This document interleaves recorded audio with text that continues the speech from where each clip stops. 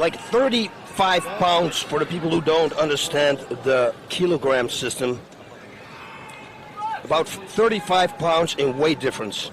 Waterman, of course, you can see it right there on your screen, illustrated very vividly, has the size advantage over Randleman, but Randleman, a compact 5'11", 228 pounds, and always puts on a show. And here we go with the battle of the wrestlers, the grapplers, at Final Conflict 2004. Can we see another left hook, lightning fast from Kevin Randleman? Probably we are. Oh, look at this. Single leg, and now he's able to execute it successfully. Wow. Into the open half guard there, and Randleman probably can pass the guard if he would have taken the advantage of it, but now has himself in the open guard of Waterman. Waterman, trained in jiu-jitsu, 25 years of amateur wrestling. One of the most physically gifted heavyweights in the world today. But he will be the first to tell you that this is his bread and butter, the ground game, so we'll see what Randleman can do. If he can pass the guard, gain mount position, and nail him with some ground and pound, this one could be over quick. But right now, Waterman doing a good job of defending from the bottom. Yep, and what I was going to say with that takedown, I wanted to say, what 35 pounds difference? He picked him up like it was nothing.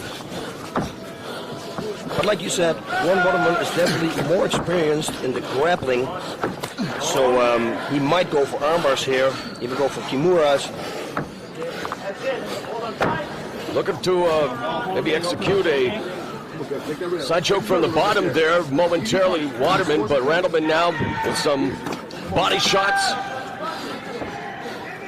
Yeah, you got to step it up a notch, otherwise the referee will bring them back to their feet. The last time we saw Waterman in Pride, he was able to take down Mirko Krokop before being stopped with strikes at Pride 27 in February. Whoa, that was a good left. That's what Randleman has to do, create the distance. Referee now calling for the break, and they'll restart in the center of the ring, Boss. Boss Rutan, we see Mark the Hammer Coleman there in the corner of Randleman. And now we've just been informed that the 4-point attack will be allowed, so obviously, Kevin Randleman has had a change of heart, and the 4-point attack will be allowed on the ground. 2 minutes have elapsed here in the first round. Waterman began his career at an invitational bearing the name of some guy called Boss Rutan. That was back in 1999, defeating all 3 of his opponents that night by TKO. Yeah, and easy. We have to ask him in the finals to take it easy on the guy before the fight. Randleman looking to posture here. Close guard of Waterman. Waterman busy on the bottom.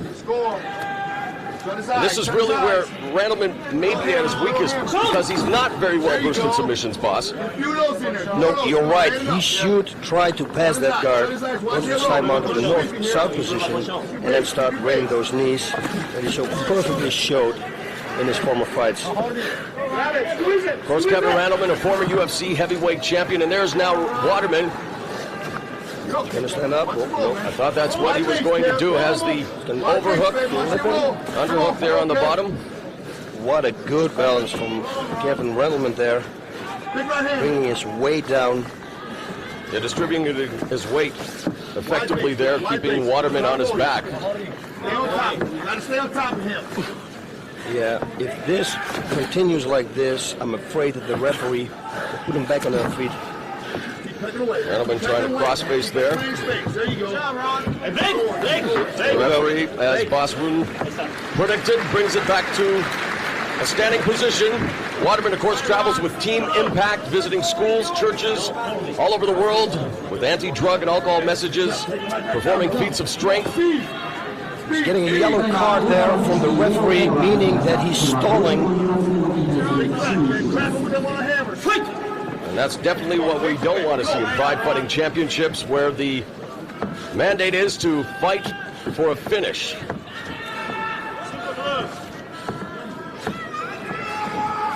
Who can land the first shot? That is what it looks like right now. But we know Randleman has power in his striking, goes underneath now into the body lock against the ropes. Waterman's corner imploring him to knee Randleman. Randleman doing a good job, though, now of balancing himself. The leverage there as well. But there's a knee by Waterman. A nice knee. Yep, both top wrestlers. And Kevin is doing, although with the weight difference, a real good job here in balancing everything. And look at this takedown again. Nice! Wow.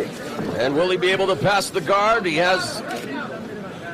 It's a butterfly guard. Yeah, it's the open guard now by Waterman. By the way, these fighters with the college wrestling background, and if you're a college wrestler or kickboxer, boxer, and you want to try your hand in the Pride ring, we have some information for you coming up very soon. There will be open tryouts in Los Angeles, California. And for more information on the date and other pertinent information, just log on to pridefc.com. More info will be available very soon. You too may be a Pride fighter in the near future. Open tryouts coming up in Los Angeles. Fight! Whoa! Fight! Bam! Right hook.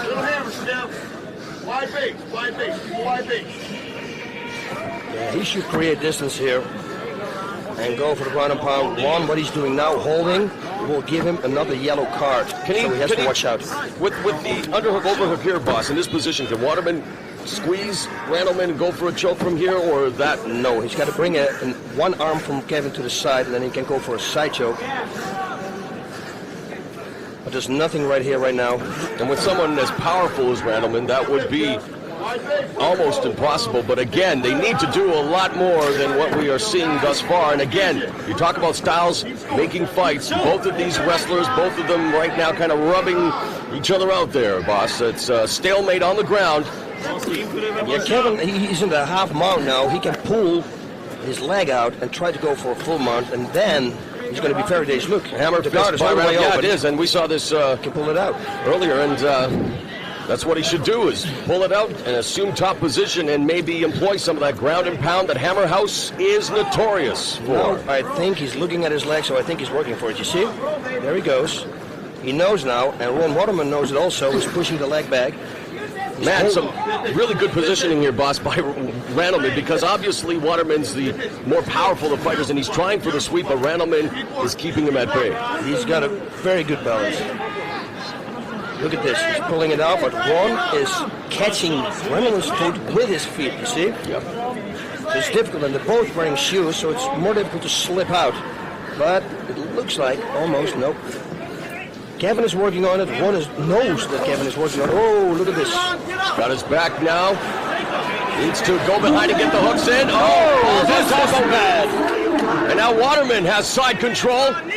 Could go for a neck crank here as well, but he's more content to cross-face Randleman, and he needs to start kneeing from here, boss. He's going to go for a figure four. You watch. Well, the arm is there. Yep, but we saw it before. Randleman doing a good job of blocking those knee strikes. Yeah, you better block him. I mean, that's 275 pounds there behind There you the go. knee. Like you said, going for the key lock. Yep. There he's going to get it. Now, Randleman should scoop down. Scoop his right arm underneath now, under Ron Waterman's body, and then scoop himself out, push himself out. Ron Waterman over him. That is the escape. Got that Americana, and he's got it. Is forced to tap. Ron H2 Waterman submits Kevin Randleman.